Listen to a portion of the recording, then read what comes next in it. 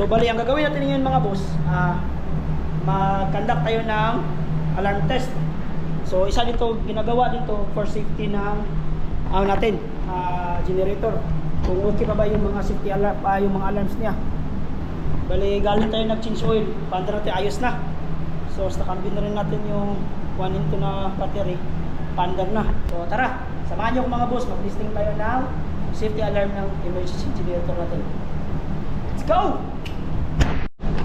So una mong gagawin mga boss, yung mode select, ilagay natin sa manual mode, yung emergency generator natin. At the same time, yung operation mode dito, ilagay natin sa manual mode. Naka-manual mode na yan.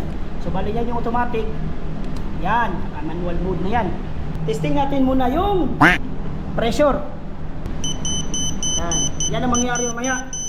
Tunog yan, tapos may ilaw dyan. Isa sa mga dyan yung ilaw.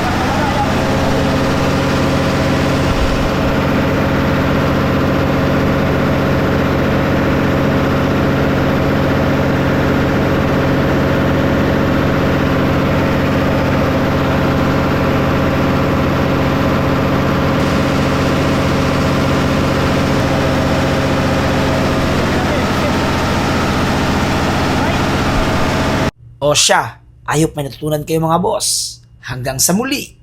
Adios.